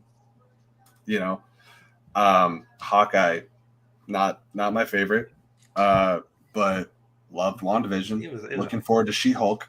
I think She-Hulk's going to be a lot of fun and very different. Daredevil Born Again. Like, you can't just throw the baby out with the bathwater, I guess. I don't know if that's the right phrase, but like, look at comic books, right? You go into a comic book store. I've said this before on the channel. You might grab 10 comics that catch your interest. You like the cover, you flip through them, whatever. It's cool, but you're not going to grab everything. And I think we got to stop treating this like it's a one-size-fits-all situation. That's my piece. I have two questions for you on that. One, because a lot of people have been talking about it. Is there? Asked my wife this last night, and she immediately said no. Is there too much Marvel? Too much content right now? I wouldn't mind not a lot. Like everyone's like, let's get like one project a year. Let's give things a couple months. Like I like getting a piece of Marvel content every other month, maybe, because I'm a fan of fandoms. I love Star Wars, Lord of the Rings, all that stuff. So when we have like 3 different like properties just on Disney Plus butting heads against each other, like She-Hulk, Andor, and then I don't know what else, but it just feels like everything's super cluttered. Like, just break it up. I'm hoping that this is just aftermath of COVID and things got like congested. That's a thing we have to acknowledge as well. Yeah. Because, it was very spread out in the midst of COVID. It's like WandaVision, like 5 months, Falcon Winter Soldier, like 5. Like, everything was very spread out because productions were super slowed down. Now they're dropping at an accelerated rate. I'm hoping that stops because I'm not tired of it, but I'm having a hard time like getting to process things when they're coming at this fast. I don't want to assume why you asked the question or where you got the idea from, Amaru, but the Damon Lindelof stuff came up, and it was in the zeitgeist recently, and folks took what he said out of context. He didn't say it was bad. He just said it was a lot. And he also said he loved Miss Marvel. Like, it's people are taking it and things aren't. They're not. Marvel's not giving things, or Disney's not letting us breathe with certain things. Like Miss Marvel. Let's use that for an example. Miss Marvel happened. We heard the M word. Oh my God, great show. They dropped the mutant word, and then a week later, Comic-Con happened, and we all forgot about her, like because they dropped all that stuff. I will say, as soon as Comic-Con ended, we've been breathing a little bit up until She-Hulk, and it's been a nice little break. Right, and I'm grateful for it. Thank God, because now I'm actually building up anticipation for She-Hulk. For example, with I'm still mad about Doctor the Strange, Miss Marvel business. That was dumb.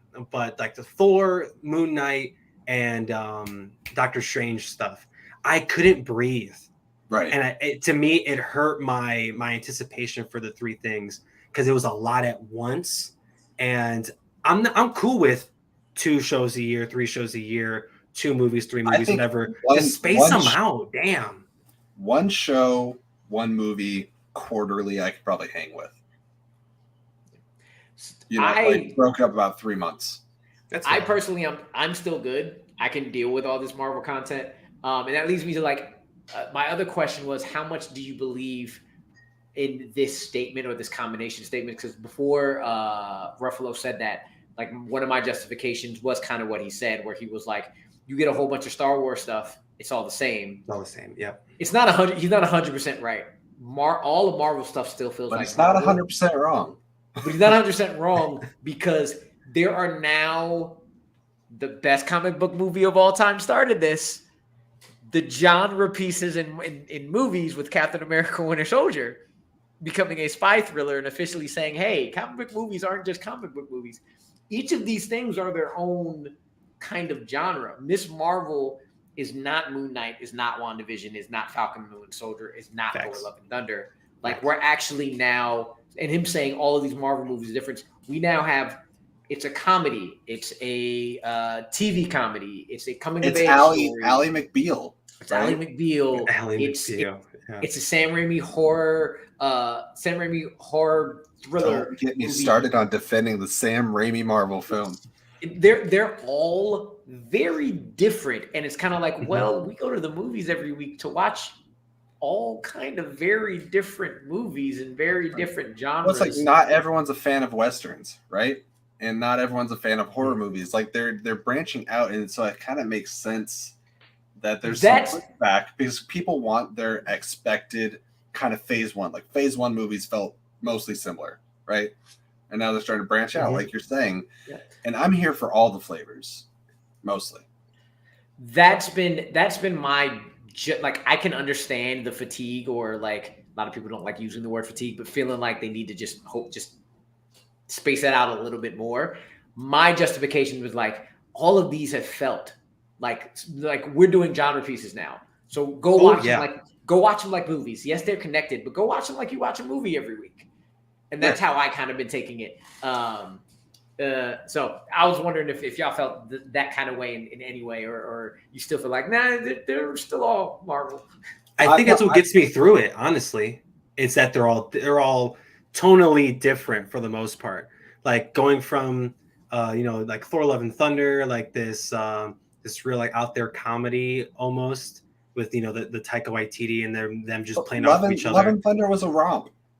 Right. And then Miss Marvel, the coming of age, like really showcasing Muslim culture and Pakistani culture. Like that's unlike anything I've ever seen. It's and the then most now family oriented Marvel project. Boom. And then now we're about to get the show about a lawyer who becomes the Hulk when she's flustered or when she feels emotional or whatever. And it's also like a dating comedy. Like, yeah, she's about to have sex and turn into the Hulk. Like that's awesome. And it probably won't happen the way we all want it to, but it's gonna be rad. It's gonna be awesome. Like I'm really looking forward to it. And I think that's what gets me through is that they're all different. And like we're gonna get Eli mentioned Wakanda Forever. That will be unlike anything we will see at the movies this year. It will get nominated for Best Picture again. Yes. It's definitely like as much as everybody was saying, where's the trailers? Where's the promotion for it? This thing is about to pass $1 billion again. Like the unfortunate passing, the quote unquote positive out of the negative. This is about to get all the eyes on it. Chris, remember the attire is all white. We're going to all white Black Panther party. It's all white. We're going to a celebration of life. So all white. Do you guys find it a little funny though that like everybody that's critiquing Marvel right now, Wakanda Forever is going to come out and they're going to be like, oh, it's, and I think it is going to be amazing. Let me say that I do think it's going to be fingers crossed. I hope so. Freaking incredible. Ryan Coogler hasn't failed yet, so it looks great. Yeah. Real quick, and the shift in narrative, like you know what's crazy? Everything that looked great about that, well, everything looked great, but everything that grabbed me for Wakanda Forever was because of the Mexicans. Was because of freaking Namor's Mexican, and y'all gotta. I'm telling you, he does this in the trailer, and I just went, "Oh my gosh, this man is serious." You said, "Si, senor." Yes. I will say, as the the white guy on the table, the second I saw Martin Freeman, I said, "Get out of here! Why are you in this trailer?" No, he has his place. He does, but it's not in the first trailer. Don't get me wrong. I'm a hate watching all my black brothers and sisters and my Latinos, my Latinas fight each other. It's gonna suck, and I'm going to be morally conflicted. And then, to a point. And then you're gonna sob at Act 3. We're like, they're all teaming up against right. Like it's like, oh yeah, like Wakandans, but wait, no, I'm forgetting the Talokan. So Talokians, I don't know how to say it. I am so jazzed for Wakanda Forever, but going back to the conversation, it's going to be completely different than anything else, and it's going to be different than. Is there another show coming out this year after She-Hulk? This year? I don't think so. Well, between September and January. Give me a second. Between November and January for Wakanda Forever, I don't think anything comes out after Wakanda Forever until Ant-Man and the Wasp. Dope, cool. So if that's how Marvel bookends, like they're bookending Phase 4 like that, but if they bookend the year like that, that's a hell of a year. Oh, holiday special, Marvel. Brent brought up. I think it's going to be a movie, right? I don't think it's a special. It's still a special. It's a holiday special. So. But it's an MCU something. And then, I don't know if you guys watched the whole 25 minutes of I Am Groot. I will. I've actually heard it's pretty funny. It's cute. I've heard it's cute. I heard, is it the last episode that has a spoiler alert? It has Rocket Raccoon in it. Yeah, for a minute. That might be the one I watched. I have to do a quick Baymax Groot binge. That's what I have to do. Baymax. I gotta watch that still. Okay, I will say right now, Baymax is better. Baymax made me, I forget which episode. I know what happened in the episode, but I don't know what the number of it was. But Baymax made me cry in 7-8 minute episodes. Groot did not. Who's cuter, Baymax or Groot? Cuter series or cuter character? Cuter character. Groot. I'm particular to Baymax. I don't know why. I really like Baymax. I'm torn. I'm leaning Baymax though. I really like Baymax. I love Big Hero 6. The balalala was my text tone for 2 years straight. That's incredible. I mean, it's Baymax is a great character. And Big Hero 6 is a great movie. Let's not forget that. They should have made a Get Your Vaccinations Baymax episode where he just goes by Bayvax. Nice. Is that an original thought? Yes. Did you think? No, okay, so I can show you. I made a picture. You have receipts? When I got my first vaccination and I put Baymax on it and I like showed my arm. I was like Bayvaxed. And then all the anti-vaxxers on Twitter were like, "Don't make Baymax. Don't take Baymax. Yeah, don't make Baymax woke." Even though he was a pretty inclusive guy, or robot. Either way, no. But the Marvel stuff, it can get a little much for me at points. But I think that's done. Like, it was very cluttered at the beginning of the year, going into the summer. But I think I'm all right now. Like, I'm very much looking forward to She-Hulk because I had time to breathe. And then it's all the speculation and us hypothesizing how the MCU is going to go. I want the 9 episodes. Marvel, but I'm cool with that.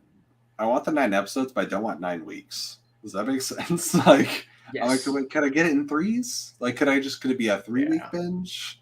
Because I don't mind getting episodes every week, but 30 minutes is... In the middle of that, or towards the end of that, we'll get D23. Yeah. On top of that, more news. Chris, you ready to go get us another like 115 subscribers and like 16,000 views, bro? You send me the link and I'll be there. Sick. We'll do it. The D23, when's that? September, about a month. Wait, no, 9th. September 9th through 11th. Yeah. And I'm assuming they're just going to show the Disney Plus stuff. They're not going to get too crazy with the movies. Well, no, it's D23, not Disney Investor Day. It's not Disney Plus Investor Day. So we're going to get like Echo stuff and maybe some Daredevil, more Daredevil. It'll be all movies too. A lot of people are thinking Fantastic Four cast will be announced finally. No shit. I think so. That'll be a hell of a way to do your little baby convention. Yeah, and then because they just think about the last one, a lot of what they presented was just pictures of Miss Marvel, of casts, and Moon Knight was all like D23 announcements. Secret Invasion, Secret Invasion was also that. I'm excited for. That's gonna be rad. Maybe they'll share that trailer that they showed everyone at Comic-Con or a version of it. Yeah, the Winter Soldier-esque. That's the first show out next year. It's probably too soon for us to get the Guardians trailer. Probably. We'll get Ant-Man first. Yeah, for sure. Because that. Did we get Ant-Man before Guardians? Yes. Yeah, Ant-Man's February. Okay. Guardians is May. And I know there was a little leak ski. Wakanda and Quantumania a few months apart. Good few months apart. Mm-hmm. And then a few months later, we get Guardians. Yep. I am somebody else brought up like showing too much in the trailers. I've gotten to the point where I don't really watch trailers past the teaser. And I'm very conflicted about the full trailer for Wakanda Forever. Like, do I want to watch it? I don't know because I'm going to go see this movie. And I think after the first full trailer of Thor, I didn't watch anything else. After the first full trailer of Doctor Strange, I didn't watch anything else. And that's kind of been my run. This is the one where I'm like, I don't know if I want it anymore. Hey, I'm on the patch right now, guys. Like I'll watch the 3 trailers, but I stop watching TV spots. Like, yeah, I don't watch TV spots at all. TV spots. Yeah, no. I was always for like, I'll watch the trailer. I always was like that until it bit me twice this summer, where I went to the movie theater and they showed the trailer I hadn't seen, and they showed me too much. Lightyear and Bullet Train. And I avoided all the Bullet Train. I avoided everything from Bullet Train. It was I love the first trailer with like the Japanese Staying Alive. That's Bullet rad. Train. I love Bullet Train. Don't you do that. Bullet Train is amazing. Don't you do that. I was going to go see that tonight, and I will still see it this weekend. And folks are hating it, and that makes me want to really see it. I love the Bullet Train. It is definitely my top 10. It's definitely in my top 10 this year. I love Snatch. I love Guy Ritchie. I love. It wanted to be Guy Ritchie. But it wasn't Guy Ritchie. Like, it was if Guy Ritchie directed and Quentin Tarantino wrote it, but it wasn't like their best. But it was fun as hell. It is so damn fun. And It was every 30 minutes single, too long. every single that I will give you. It's about 20 minutes too long. I felt All right, 20 that, minutes. but the whole time I was like, I love these characters right now, and I don't care. But I get it. I feel it. I feel the time. So There's Aaron, not one character in this movie that is wasted. Period. it's one of my Everybody's favorite. Right.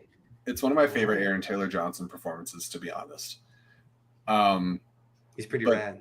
It didn't work for me as a whole. But I loved a couple characters, but then I was waiting for certain things to be finished. I don't know.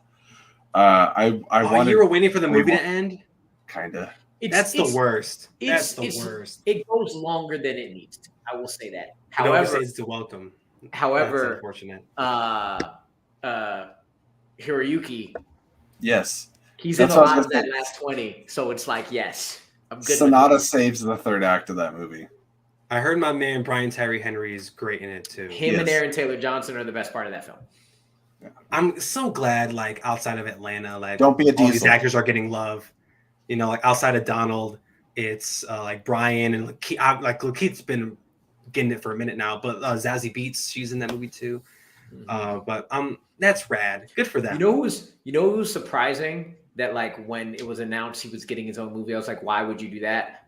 And then I watched Bullet Train and I was like, that's why Bad Bunny's getting movies. That man did his job. Oh yeah, He's the focus on the first trailer. We can get is it El Muerta movie before we Something like El Muerto before a Superman movie. Apparently, I forgot. If you have not seen Atlanta season 3, because nobody talked about it, please go watch Atlanta and then go watch the series end in September, because my gosh, it's one of the best TV shows ever made. I gotta go back. Atlanta, it's gonna rock. The last thing I saw was a condom full of pee, and that was the last episode I watched. So I'm a ways back. I told Jesse to watch it, but I'm like, dude, if you don't like the pilot, don't keep going. Like, just watch the pilot. I got past the pilot. I watched probably like 6 or 7 episodes, and I just got distracted with some other stuff. Because it gets, especially season 2, it gets out of hand, and season 3 it gets really out of hand. It gets weird, but it's great. Before we're going back to Atlanta, apparently. So, fingers crossed, and it's ending, which is a huge bummer. But Donald's gonna do Mr. and Mrs. Smith, and that'll get my. But you know what's cool? It's good when a show knows on its own terms. Yo, quick 4 seasons. That's all the story that needs to be told. We are done. We're not getting. Is it more so that, or the other actors are just way too? They got way too much going on now. Especially Atlanta feels like a type of show because of that. Atlanta feels like the type of show. It's like we ain't got a long story to tell. We just got our story to tell. Let's tell it and be done with it. Let's go back to Georgia, wrap it up, and have a bittersweet ending, and then watch Mr. and Mrs. Smith on Amazon. Hell You guys just made me think of Lakeith Stanfield for a second, which definitely not one of his biggest roles, but that made me think of Knives Out and how excited I am to get more Knives Out on Netflix. Every time I think I don't need Netflix anymore, there's something keeping me. I forget that's a Netflix movie. Mm-hmm. Yeah, I always forget that. I'm definitely gonna go to the movies. I'm definitely gonna see it in theaters if I have the chance. So do I, or so will I if I get the chance. I'm seeing if they decide to put Prey in theaters, I'll see it again. I'm so sad. I haven't seen Prey yet. I heard it's freaking rad. Really, really good. It is everything it needs to be. And Yes. I don't mean that in any kind of like derogatory sense, but like think of the best a Predator movie can be, and it's probably Prey. It's my favorite Predator movie. It's mine too. It's my favorite. Me like you this. Because I'm not biased by my nostalgia typically. Or I try not to be. Same here. I didn't watch it until before our match. That's when I watched it. Well, what's funny is here's the first time. My first Predator movie I ever saw in my life was AVP. I was very young, and my sister had it in her room, and I just grabbed the DVD and watched it, and I was like, "This is a lot of fun." And then later on, I watched. I think I saw Predator on TV, and then I went and watched Aliens and stuff like that. I just watched the AVP for a dead meat like last night. So yeah, I'm with you. AVP is a lot of fun. AVP was the first Predator movie I ever watched. It's PG-13. Alien Resurrection was the very first Alien movie I ever watched. I still haven't seen Resurrection. TBH. The first alien movie I've ever Crazy. seen was Prometheus, and I saw Prometheus didn't even for know the it was first Alien. time last year. I like Prometheus, So do so I. there's that. It's not perfect, but I do like it. A movie that has all the nostalgia in the world and lives up to all this nostalgia that I've seen for the first time 2 days ago, Jaws. The movie's really good. You just watched Jaws? I just watched Jaws 2 days Holy ago. hell! Wow. Actually, I lot can't of- even talk. I can't even talk. I have a lot of classic movies that are just completely blind spots. 100% On Monday, blind spots. since they're re-releasing in IMAX, I'm gonna go watch ET for the first time in IMAX. Have you ever seen it? No. I'll let you be then. Yeah, I'll let you have your. I'm let gonna you come to your own conclusion for that one. I love Steven Spielberg, but I missed the age of ET, where I thought it would have been really good for me. Like, All right, guys. We Sean's have never to. seen Jaws either. It lives up to the hype. Like I Wow. enjoyed myself. I was like, I get it. I understand why it's so good. Tremors is the better Jaws movie. I'm just Go. saying that's a trigger. I love Tremors. And Go Jaws. check out You've Never Seen It's pilot. Yeah, Where Jesse it's true. gushes on Tremors. That was my and I don't want to keep name dropping Dead Meat, but Dead Meat did a series on Tremors, and you talking about Tremors to Allison. I've never seen Tremors, and I love Kevin Bacon, so I might need to check that out. I haven't either. You haven't seen Tremors? Listen, okay. Consider I it never a knew what it horror movie, was. I never knew what it was. Is it considered a horror movie? I guess technically. It's kind of a haramedy a little bit. But it has horror elements. Yeah, like I'd say It's kind of like like Jaws. Anything before Scream, anything horror related, haven't seen.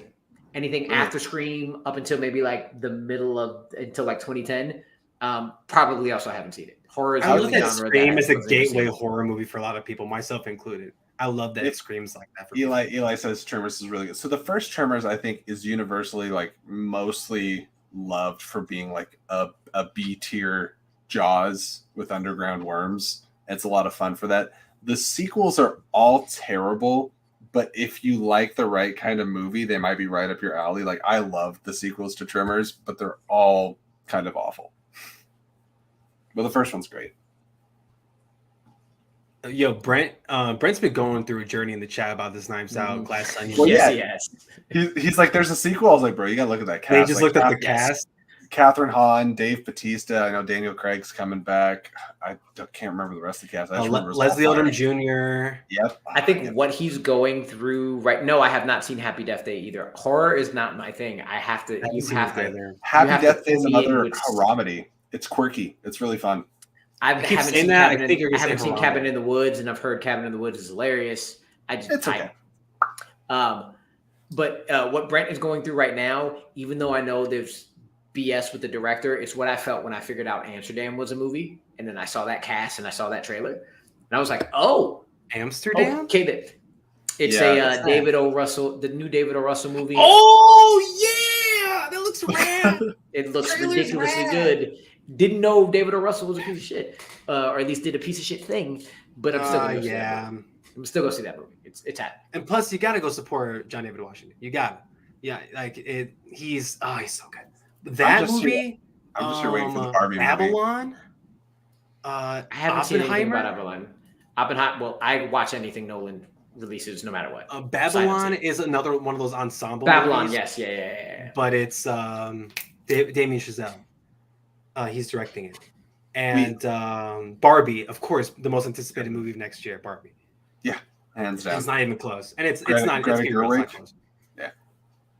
That movie, y'all think I'm joking? It's or Barbie y'all might and- think I'm joking. and- Oh, I guess Wakanda's this year. So yeah, it's Barbie. I'm Like, looking forward to Barbie. Ryan Gosling is on a tear right. I just watched The Gray Man a couple days ago. Didn't hate it. I really liked it. Sorry. Speaking of Marvel, Fun time. Simu Liu is in Barbie. Simu Liu is in Barbie. Alexandra Shipp's in Barbie, and I loved her in Tick Tick Boom. Yeah. She's great. Green dress. Barbie's gonna rule, y'all. Barbie's gonna rule, and it comes out the same weekend as Oppenheimer. Oppenheimer. Oppenheimer. It comes out the that's same weekend. Wow, that's a double feature right there. All pink Barbie party, and then we're gonna go see The all gray, all dark Christopher Nolan movie. I can answer this question for Brent. We'll put our blazers on. Brent's asking if you guys watched The Sandman. Amaru saw it before I did. I did. I saw it a week early. Chris has not seen it. Well, you know what? Here, I've done my sales pitch. Amaru, as somebody that did not read the comics, did not have any previous knowledge on Sandman, please pitch it to somebody else that knows nothing about Sandman. So he's having questions. If you go to bitesizebreakdown.com, you'll see my review on bitesizebreakdown.com along with everybody else's. What website was it again? I missed it. Bitesizebreakdown.com. Cool. On IG, on Facebook, on Twitter. Anyway, I gave it a 3.5 out of 5 because it's not perfect. There's a lot of like quote unquote flaws with it, but the flaws are kind of what make it interesting. Like the thing, it feels like 2 to 3 shows in one for somebody who didn't know what was going on. So there are points where it's like, I'm going to do the bad things before I pitch, where I was like, all right, this is a little slow. This is a little disjointed, but everything was like, kept me engaged. I'm like, this is so damn interesting. Where the hell are they going? What is going on here? So like, yeah, Jesse kind of got it right. The episode 1 is like, okay, cool. You're getting me in this world. There's a lot of interesting stuff. 2, 3, and 4 is like, okay. 5 is like, what the f am I watching?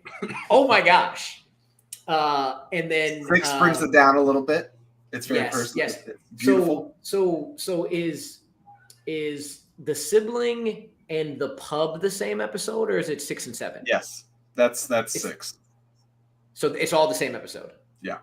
7's when you get into the 7, 8, and 9, and 10 is when you get into the dollhouse stuff. By the time I got to 4 has like one of the most interesting fights I've ever seen.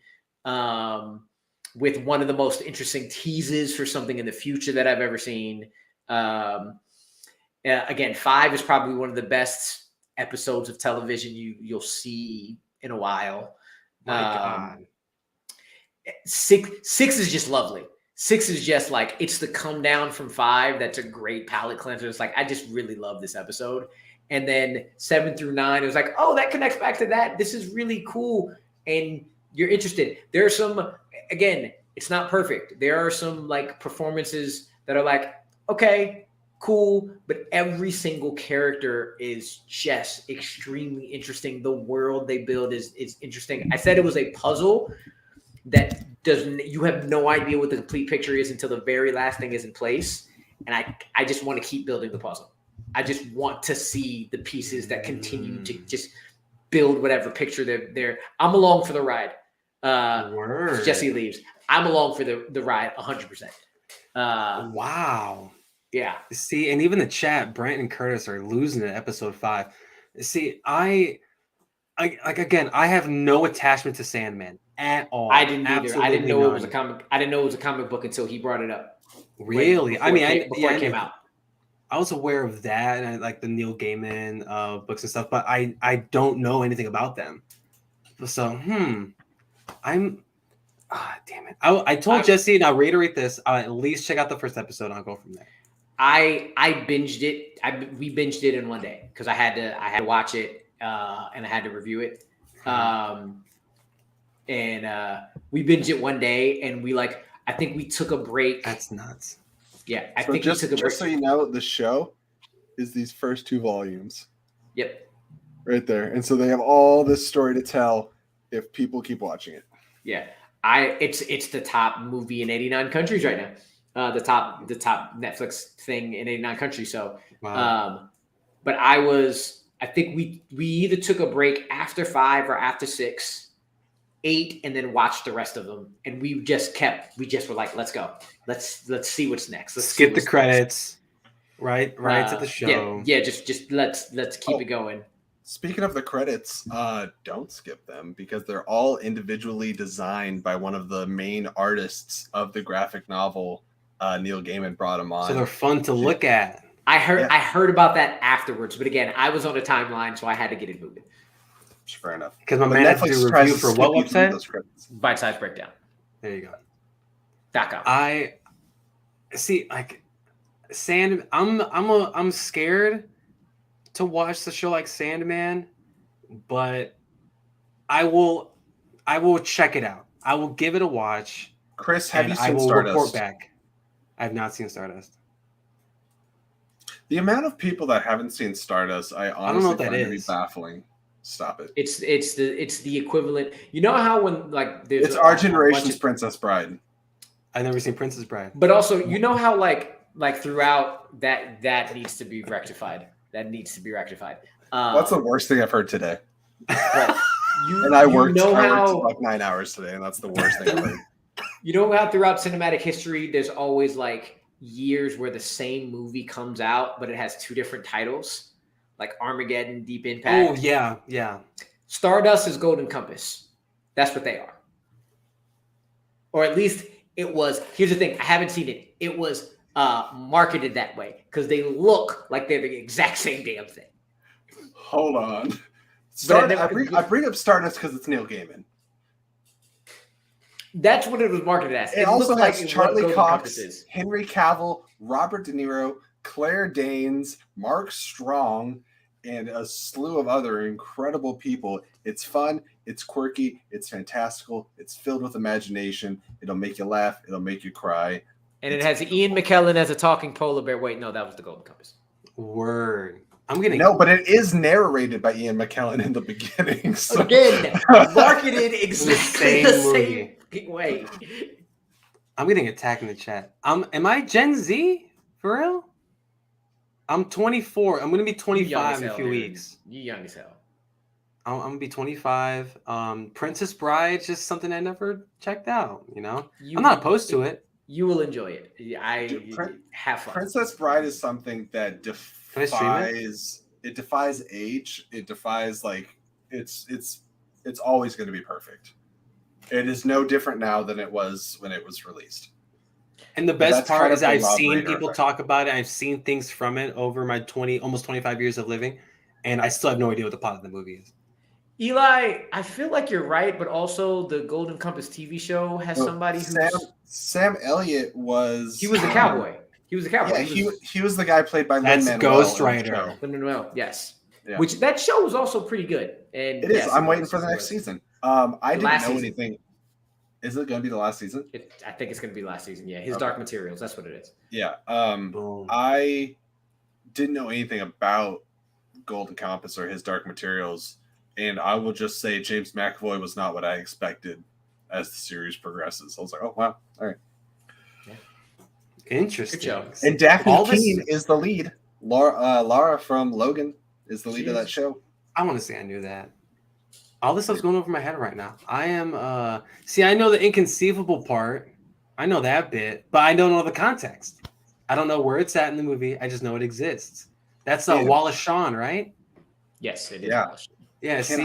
I would love, because you don't often get to watch Princess Bride with people for the first time. It's so inundated in, I think, our pop culture society and stuff. It's such a staple. I would love to do a watch along with you, Chris. Oh, yeah, you make that happen. So much fun. Also, if you're a fan of the Princess Bride, there's going to be a show coming out on the Bite Size Breakdown YouTube channel with somebody playing out a scene from that coming out fairly soon, hopefully Monday. So where's that at? Yeah, Bite Size Breakdown YouTube channel. Okay. Yeah. I missed. And if everybody in the chat right now hasn't already gone over there and subscribed, what are you doing? And also, if you like Princess Bride, you may also like Stardust. Yeah, I've never heard of Stardust, so I have no idea what the hell that is. If I showed you, I feel like if I showed you the cover of Stardust, you'd go, I'm already looking it up. Okay, fine. Very, very I know Stardust, the bowling alley chain. Or do you know Stardust? My stupid ass in Rogue One. My dumbass. Right, I was gonna type in Stardust. I typed in Starburst. You already know what's on my brain right now. Mm-hmm. Matthew Vaughn directed it. Yes. He did. No shit. Huh? Charlie Cox? You said that. Yeah, Charlie Cox. Henry Cavill is in it. Briefly. What? Ricky Gervais is in it. Also, speaking of early Henry Cavill movies, if you haven't seen it, go watch 2002's The Count of Monte Cristo. One of my favorite movies ever. Hey, okay. Tell me why I thought the Conde Monte Cristo was like an older flick. Because the title of it makes it sound like it. It is also an older flick. It's a book that was written in like the Okay. 1800s, and then there was an old version, and then there was the new version that came out in 2002.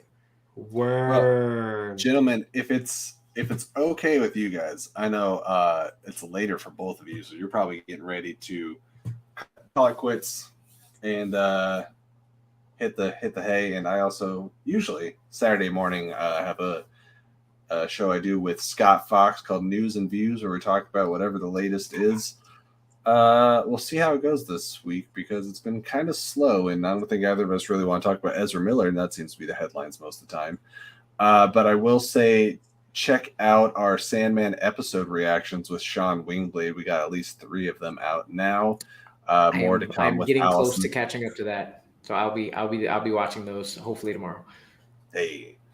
Also, check out the latest episode of You've Never Seen It with Allison Salamoni in her latest episodes talking about Zodiac, which is a fantastic movie full of Marvel actors, Robert Downey Jr., Mark Ruffalo, Jake Gyllenhaal, I think. Jake Gyllenhaal as well, yes. Yeah.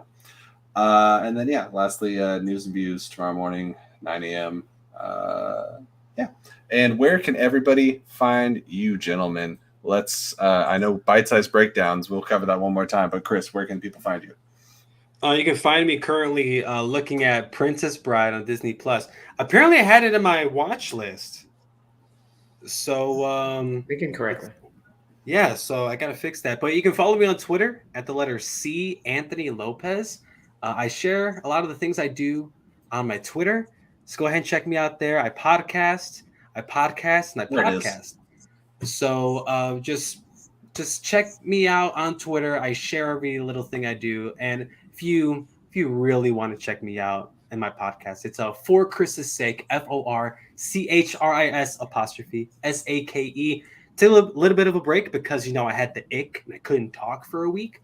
So we'll be back at it this week For Chris's Sake. But yeah, just follow me on Twitter. See Anthony Lopez. Hey, back at it again with Chris's Sake. Back at it again, baby. Amaru. My Twitter handle looks like it's a bot, but it isn't because it was just my AOL screen name when AOL AIM was first out. It's I'm a Nick fan. I'm a Nick fan, and that's FaceTime before FaceTime was allowed, so it was just text, it's chat. But anyway, it's I'm a Nick fan, so it's Nick and then my birthday backwards, but much easier. Amadou Moses, Facebook, Instagram, Twitter, and basically the only thing I post about that if it's not liking a Knicks comment or a movie thing, everything I post originally is about Bite Size Breakdown. BiteSizeBreakdown.com. The website, we do reviews, Bite Size Breakdown on IG, on Facebook, on Twitter, and the YouTube channel where One Gotta Stay is the mainstay. If you haven't seen it, go check it out. It's a fun time. And then channel. Very soon we will have an interview show with one Miss Page for Betty, interviewing a lot of different people, and doing some fun things with them. So go check it out. Hell yeah.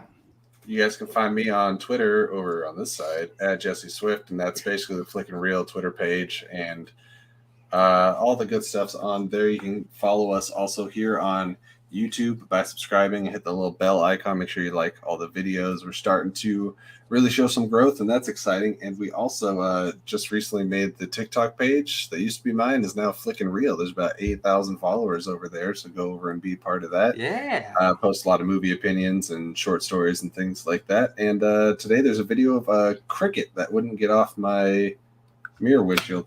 So with that, guys, it's been a real I hate crickets. They suck. Why are they so much scarier than grasshoppers? Seriously, they suck. Damn, all the cricket hate. With that, guys, thank you so much for joining us. Thank you, Amaru. Thank you, Chris. And we will see you guys on the next one. Goodbye. Keep it real.